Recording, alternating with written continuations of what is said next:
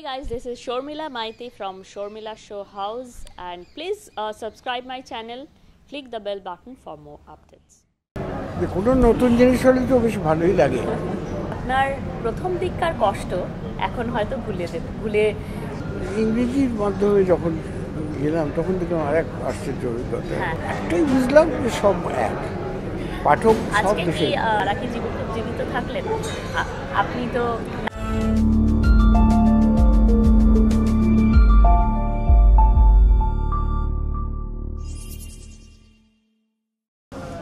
Welcome to Sharmila show house. আজ আমার অতিথির সঙ্গে আলাপ করার আগে দু একটি কথা অবশ্যই বলবো। এর সঙ্গে দেখা হওয়াটা সাংবাদিক জীবনের একটি অভিজ্ঞতা তো বটেই, একটি প্রাপ্তিও বটে। শঙ্কর বাবু, welcome to Sharmila show house. আর সত্যিই শঙ্করবাবু আমার জীবনের একটি অন্যতম স্মরণীয় দিন আজকে। এমন একটি অবসরে আপনার সঙ্গে দেখা হচ্ছে, শাহজাহান রিজেন্সি রিলিজ করছে, যেটি আপনার অতি বিখ্যাত উপন্যাস চৌরঙ্গীর উপর আধারিত, এবং চৌরঙ্গী নিয়ে মানুষের রিসার্চের এবং কৌতূহলের শেষ নেই। বলুন কেমন লাগছে? কোনো নতুন জিনিস হলে তো বেশ ভালোই লাগে, তবে সেটা জনগণের কাছে আসবার আগে সবারই একটা চিন্তা বা দুশ্চিন্তা থাকে। যখন বইটা লিখেছিলাম তখন তো কখনো ভাবিনি যে এতদিন টিকে যাবে, এত লোকের কাছেও পৌঁছে যাবে ভাবিনি। আবার তখন ভেবেছিলাম যে বাঙালিদের কাছেই যদি পৌঁছতে পারি সেটি যথেষ্ট হবে। তারপর পাখি চক্রে অনেক জায়গায় ছড়িয়ে পড়া গেল, সময় লাগলো বেঁচে থাকার।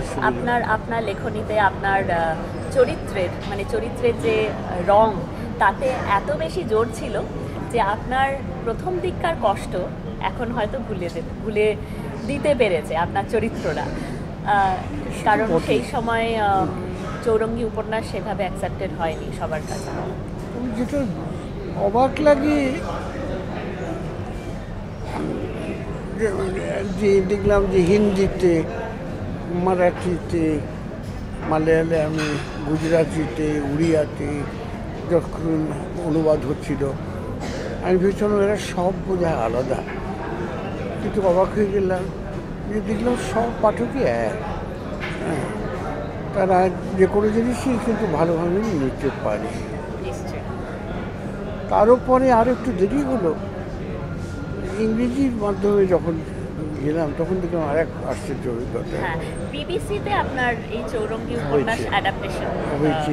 ইংরেজি অনুবাদের মাধ্যমে অনেক সময় অনেক বাঙালির সঙ্গে আলাপ হলো ইংরেজির মাধ্যমে। অনেক নতুন জেনারেশন আছে যারা পড়ে না, বাংলা পড়তে পারে না, তারা কিন্তু আমার কাছে নতুনভাবে পাওনা করা হলো।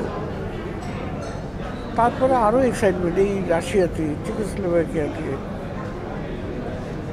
ইটালিয়ান ভাষায়, স্প্যানিশ করতে করতে ভাবছি যেখানে যে পৌঁছোই প্রথমে একটা ভয় থাকে যে একই রকম আমাকে কেন নেবে, আমি কে।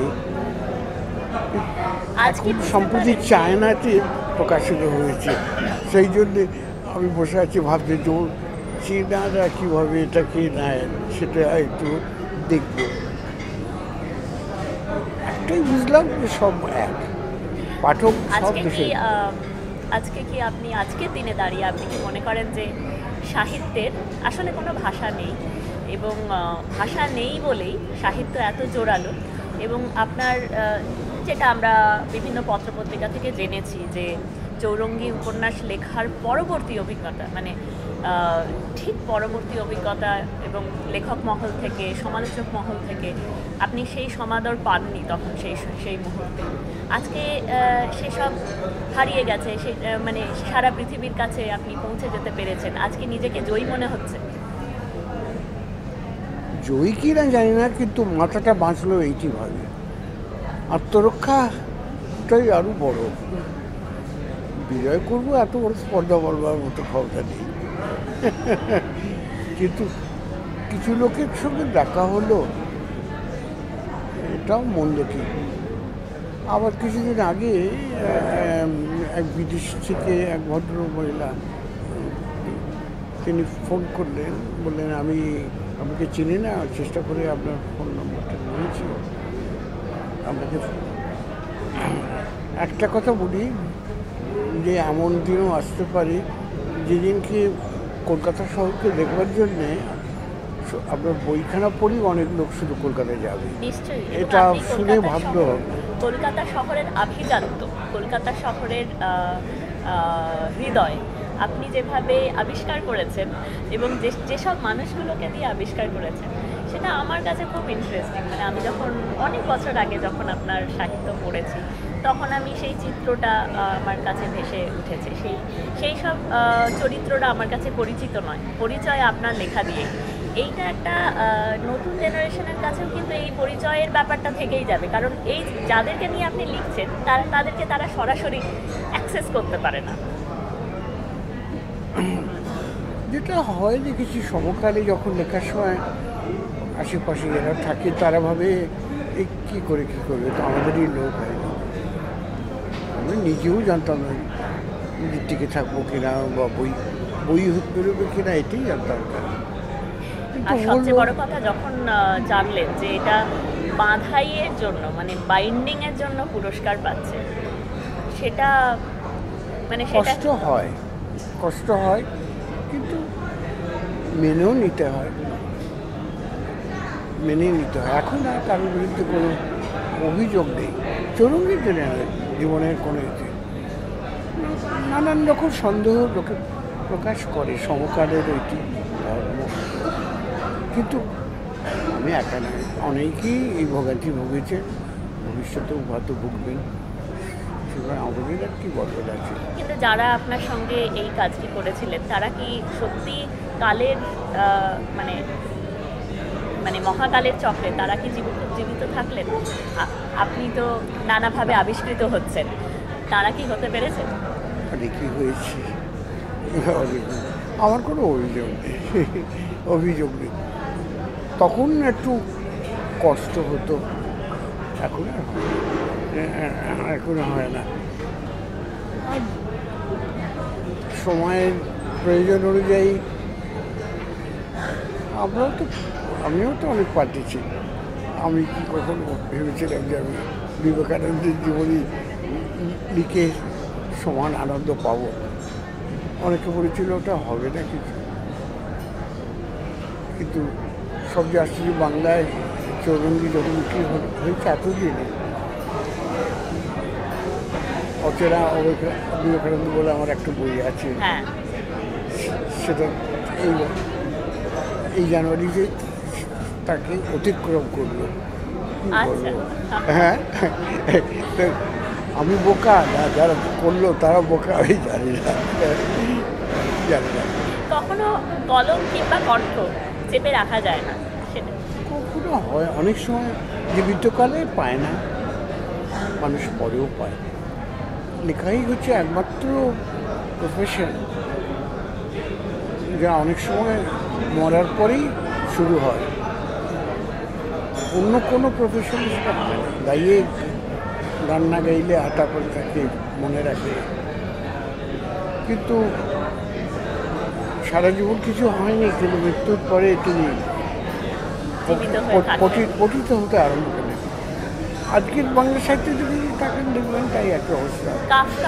কাফকার কথা যদি ধরি, তাঁরও মৃত্যুর পরেই, সুকান্ত ভট্টাচার্য তাঁরও পড়তে গেলে মৃত্যুর পরেই তাকে চেনা গিয়েছিল। জীবনানন্দ দাশ এই একটি মাত্র প্রফেশন যেটা মরার পরেও বেঁচে থাকা যায়। বন্ধু কি সেটা 100বার সেই একই কথা। 2018-এ আমরা বেশ কিছু বরেণ্য সাহিত্যিককে হারালাম। নীরেন্দ্রনাথ চক্রবর্তী চলে গেলেন। বাংলা ভাষার গঠন তাঁর হাত দিয়েই হয়েছিল। মানে অন্তত আমরা যে ভাষাটাকে আমরা লেখ্য ভাষা হিসেবে গ্রহণ করলাম, সেটা ওর যথেষ্ট অবদান ছিল। দিব্যেন্দু পালিত চলে গেলেন, তাদের ব্যাপারে যদি কিছু বলেন। এদের অনেকের সঙ্গে যতদিন লিখছি অনেকের সঙ্গে পরিচয় হয়েছিল, যদিও বন্ধুত্ব হয়েছে কথাটা বলাটা ঠিক না, কিন্তু এদের মধ্যে প্রত্যেকের মধ্যে কিছু না কিছু ছিল, নিজস্ব ছিল। এখন হঠাৎ এই বছরে হঠাৎ যেন মনে হচ্ছে যে এতগুলো লোক একদম স্টক ক্লিয়ারেন্স সেলের মতো বেরিয়ে চলে গেল। মীনাক্ষী ঠাকুর চলে গেলেন, অম্বালেই চলে গেলেন। মনে হয় কি এই সময়টা হঠাৎ এবছরটা, এই বছরটা কিছু একটা কি হয়ে যায়। অবশ্যই এরা অনেকেই হয়তো আমাদের বাংলা মতে দীর্ঘজীবী হয়েছিল, তা সত্ত্বেও কিন্তু ওদের পরীক্ষাই আরম্ভ হলো।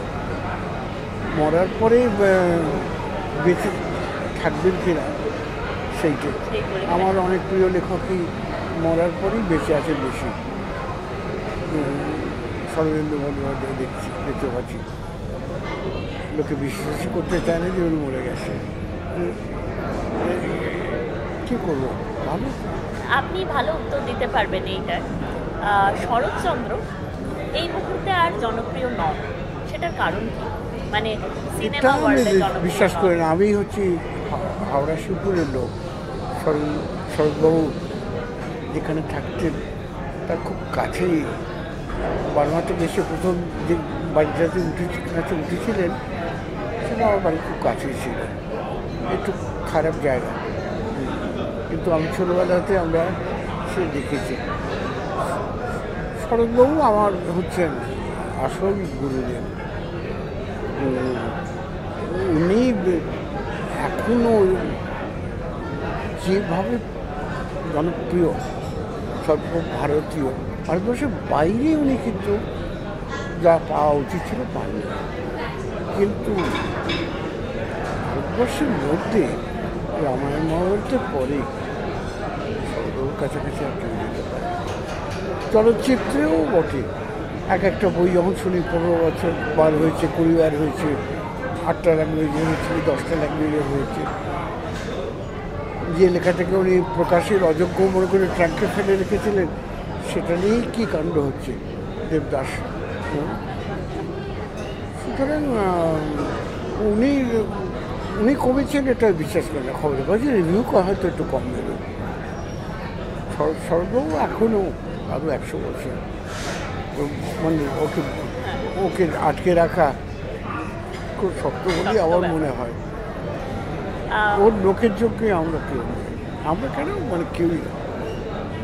আপনার সঙ্গে গল্প ফুরোবে না, কিন্তু আমাদের সময়টা ফুরিয়ে আসছে হয়তো।